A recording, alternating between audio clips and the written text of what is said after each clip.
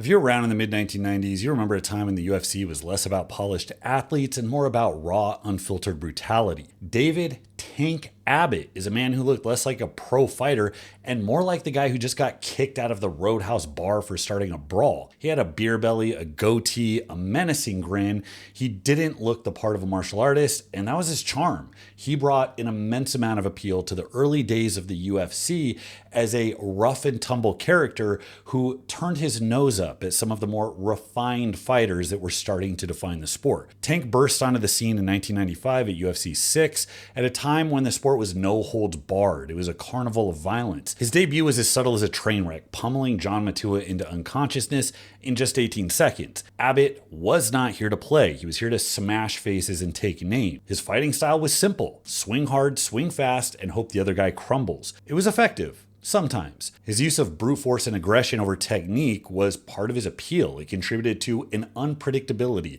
and any given day type of mentality. He wasn't a finely tuned athlete with a black belt in an obscure martial art. He was a street fighter, a self-proclaimed pit fighter who brought a kind of raw savagery to the octagon. He was the antithesis of finesse. He was a sledgehammer in a world of scalpels.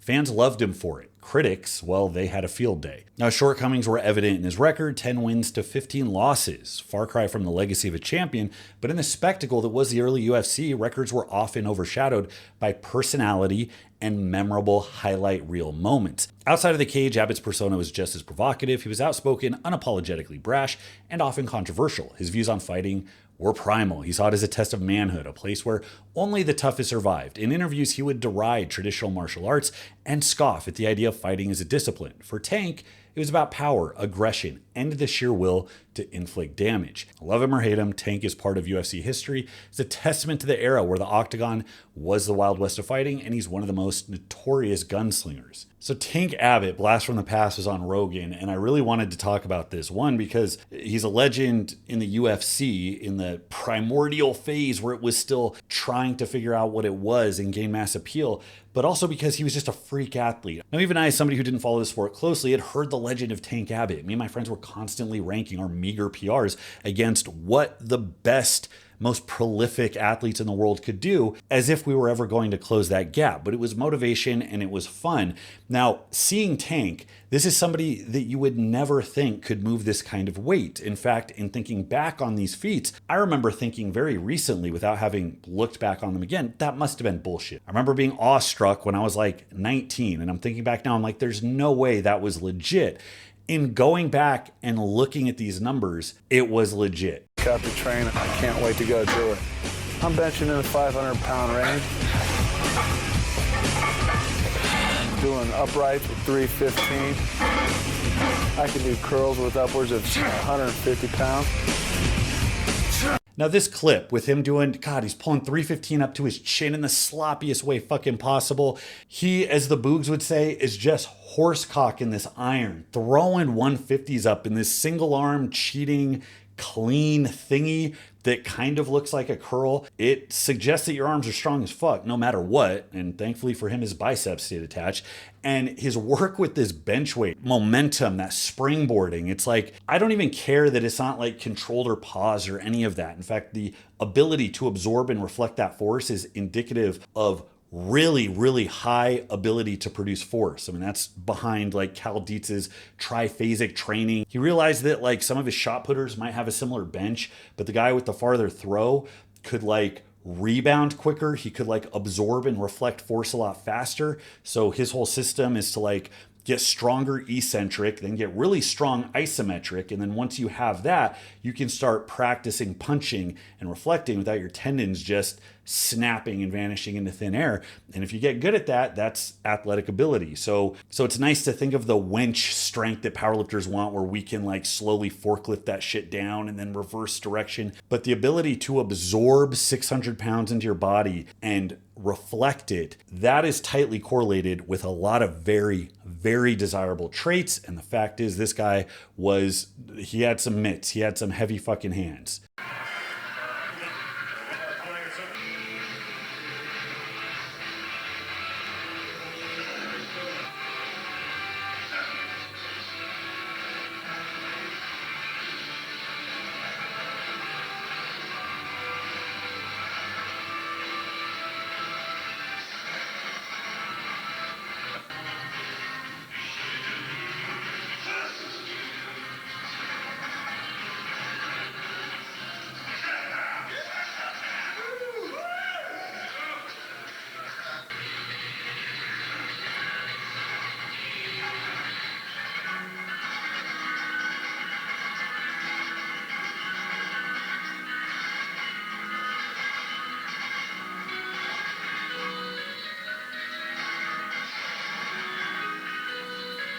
It doesn't look right. Now, a couple things. Your bullshit meter ends up going off for a couple of reasons, because this is not a powerlifting specialist. This is a world-class feat in the bench press from a guy who isn't specialized in lifting whatsoever. In fact, he's a guy that hated specialization in his own sport. He didn't have respect for actual fighters that treated it as a skill. And you look at these two things that pull away from each other. The fact of trying to be a fighter versus being incredibly fucking strong, those things pull away. So your brain's like, well, is this promotional? Is this related to like WWE stuff that he did, or getting his name out there for the UFC?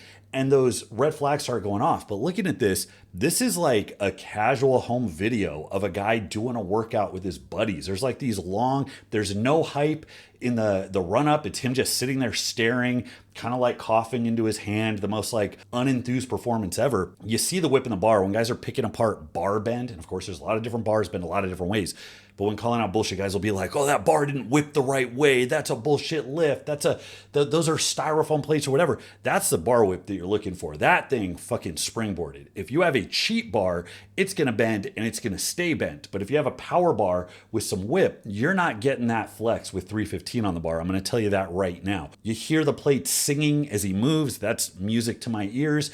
And it looks like an authentic lift. But this guy's just obviously made of something else. And in the world of John Hacks and Sam Sheathers and guys that aren't quite as big that bench that kind of weight, you really get a sense that talent, that capability is out there. And we saw it in the form of Tank Abbott. Now, part of the problem with this is that it gave my young mind the misguided impression the specialization wasn't important. The people that did try to focus on one thing and really become a craftsman, they were nerds. But you want to talk about unrealistic standards. This put me further away from finding a system and working it to be as good as I possibly could at one particular thing. I really thought that if I wanted to, I could go be like a marathon runner and a calisthenic guy, and that I could also, lean out, but also put on 20 pounds of muscle. And I just had to have like the heart of a fighter like Tank Abbott. And of course, that is not how any of this works. I think reasonable people can look at Tank's track record and say that he was who he was in spite of his methods, not because of it. Guys, I got 3 quick points. Bromley merch, barbellapparel.com, basestrength.com. That's where you're going to get Base Strength AI, which I myself am using. But basestrength.com is also where you're going to get my blog, my rants. If you want more of this, but like refined and edited to where it sounds intelligent, you can go there and check that out. And third thing, Facebook. I had the Facebook page set up years ago, and there is still a thriving community, which is really exciting to see. I'm going to be there a lot. Head over to the Base Strength forum. And also, if you use the app, take your questions there. Leave it there, get a thread going. You guys can help each other out. I will be there. We will be answering questions, troubleshooting, giving you guys the ins and outs of how to optimize that for yourself. Thanks so much. Tank says it as it is. Always. You always have. Even when you lost, you were like, that absolutely. guy fucked me up. That guy kicked my ass. You said you got molested by the lead singer from Queen. Freddie Mercury. He was slapping me. It was fun, man. You always brought a party. You were having a good fucking time. Everybody thought that the skilled martial artist was always going to beat the fighter, right? But you were a skilled martial artist, but you were kind of more of a fighter, just a dude who fucks people up. And for you to just be going out there and knocking people out, you became the biggest star of the UFC, even without winning it. Right. You beat a lot of good guys, but your power and your attitude, like when Matua went out and you did a little fucking dance, like everybody, because everybody thought martial arts was supposed to be Bao and, sensei and spirituality and meditating in the river, and you were out there getting wild. Matua was metaphorically martial arts in my head. See, all these people running around, and martial arts is martial arts, don't get me wrong. It works. It's a skill. But fighting is chaos. But I coined this phrase, I believe. Anyways, fighter's fortitude. And that is where it becomes fighting is not a skill that you learn and you become tough. Royce Gracie is not tough because he knows jiu-jitsu. He's a tough man. And all these guys that fight in the UFC are tough men, not because they know skill. You like these people, I see you getting an arm bar. Who cares? Anybody that sings skill is not a fighter. You're a pussy, frankly. When someone's got a thumb in your eye socket or taking a big bite out of your back, and how you react and what you do from that, that's what fighters' fortitude. Do you ever wonder what it would be like if you were born in a different timeline and you lived in today's UFC? Do you ever think about it? Like when you see how big it is now, and you see like the different rules. You know, these kids and whatever. I'm gonna call them, yeah, I guess they're kids. The kids to us. Yeah, exactly. They think they put a new spin on the wheel. The wheel's been around for a long time, and you don't understand that just because you learned a leg lock doesn't make you tough. And there's some old bruisers out there that'll take it to you. Now, what I found interesting about Mr. Abbott is at this point, he still kind of clings to his identity as a brawler, somebody who rejects skill. He talks shit about jiu-jitsu guys, and he routinely says, just because you learned a leg lock doesn't mean you're tough. He very much likes the more primitive, I could say authentic, I guess instinctive aspect of fighting that is just man breaking himself, using his own grit and will and drive to overcome obstacles. As somebody who lives in the time of evidence-based training, I can appreciate his anger. Now, the thing that people miss, and I have to keep going back to this popped up in my video about Pakistani stonelifters and whether or not their feats were actually legitimate. A lot of people took issue with this idea that certain areas or certain timelines couldn't have talent. It's the same thing when I go back in time and talk about Victorian era strongmen. Well, of course, genetic freaks existed back then. The question is, what are the odds that you are going to find one? And to do that, you need a very big, robust system that selects for the best talent in the world. So people have to be filtered from a very early age. You have to have a system that's very good at selecting who has the best skill and potential. And you also have to have rigorous competition, because the bigger the sport is, the more people don't have the option of leaving anything on the table. You can't get away with slop when the very first contest you're going to go to at a local level is going to feature 100 other people just like you that are working just as hard, if not harder. It's going to select for the best talent, but also the best strategies and the best outcomes. So when you have a situation where you don't have this robust infrastructure that's selecting that talent, when you have 10,000 times less people competing as you did back in the days of early strongmen, when you had a sport that's brand new, when nobody knew what it was or how to approach it or really had interest in getting into it, like with the UFC in the 1990s, you just aren't going to be able to compare those guys and what they were able to get away with today. So I think it goes without saying that Tank was insanely talented. I don't think you can make the case that a bruiser who was 10 and 15 at the early days of MMA would somehow stand just as tall. The sport's just too big. You're likely to have people that are just as talented as Tank was. He's